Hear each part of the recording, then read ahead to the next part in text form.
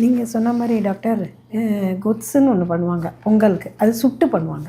இப்ப எல்லாம் வதக்குறது. எண்ணெயில போட்டு அப்படியே வதக்கி, வதக்கி சாப்பிட்றாங்க. அதிலேயே பாதி சத்து போயிடுறது. கத்திரிக்காயில வெரைட்டி இருக்கே. ஒரு நீல கத்திரிக்காய், வெள்ளை கத்திரிக்காய், அப்புறம் குண்டு கத்திரிக்காய், அத வரி வரியா.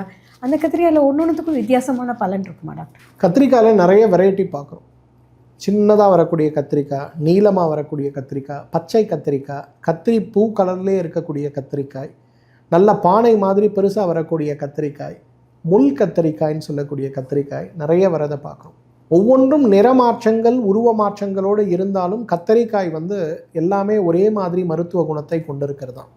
ஆனால் அதில் ரொம்ப விசேஷமானது எதுனா முள் கத்திரிக்காய்ன்னு சொல்லுவோம். வேலூர், ஆற்காடு, குடியாத்தம் இந்த பகுதியில் ஒரு காலத்தில் ரொம்ப பிரபலமாக இருக்கும். இந்த கத்திரிக்காயோட சுவை அப்படிங்கிறது நீங்கள் சமைச்சு ஒரு முறை இந்த கத்திரிக்காய் சாப்பிட்டீங்கன்னா ஜென்மத்துக்கும் அந்த சுவையை மறக்க மாட்டீங்க. அவ்வளவு சிறப்பான பாரம்பரிய காய்கறிகளில் ஒன்று இந்த முள் கத்திரிக்காய். துரதிர்ஷ்டவசமாக அதெல்லாம் இன்றைக்கு பெரும்பாலும் கிடைக்காத ஒரு நிலையை போயிடுச்சு.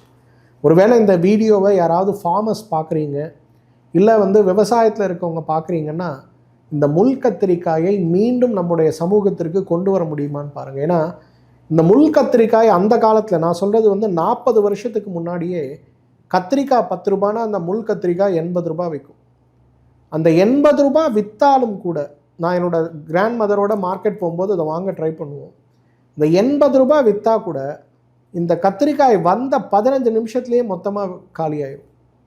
அதுவும் இறைச்சி செய்யக்கூடிய குடும்பங்கள்லாம் பார்த்திங்கன்னா இந்த கத்திரிக்காவை கொண்டு போய் கோழியோடு ஆடோடு சேர்த்து சமைப்பாங்க. அவ்வளவு சுவையும் மனமுமா இருக்கும் அப்படின்னு சொல்லி நான் கேள்விப்பட்டிருக்கேன். இந்த கத்திரிக்காயை சாதாரணமாக ஒரு கத்திரிக்காயை சுட்டு அதை காலை உணவுக்கு இட்லியோடு சேர்த்து சாப்பிடுகின்ற உணவாக இருக்கும்போது அவ்வளவு சுவையாக இருக்கும். திருமணங்கள்லாம் அந்த முள் கத்திரிக்காய் குழம்பு போட்டாலே 40 வருஷத்துக்கு முன்னாடி பெருமையாக சொல்லுவாங்க, என்னோடய கல்யாணத்தில் முள் கத்திரிக்காய் போட்டு நாங்கள் குழம்பு போட்டோம்பாங்க. அவ்வளவு சுவையானது, மனமானது, ஆரோக்கியமானது முள் கத்திரிக்காய். கத்திரிக்காய் பொதுவாக எல்லாம் ஒன்றாக இருந்தாலும் பாரம்பரிய கத்திரிக்காய் வகைகள் அனைத்துமே உடலுக்கு நல்லது தான். குறிப்பாக குடல் புழுக்களை நீக்கக்கூடிய சக்தி, சர்க்கரை நோயை நீக்கக்கூடிய சக்தி, சர்க்கரை நோயாளிகளுக்கு ஏற்படுகின்ற தோல் நோய்களை நீக்கக்கூடிய சக்தி முள் கத்திரிக்காய்க்கு உண்டு. அதனால் முள் கத்திரிக்காய் யாராவது விதை வச்சுருந்தீங்கன்னா தவறாமல் எனக்கும் அனுப்பி கொடுங்க.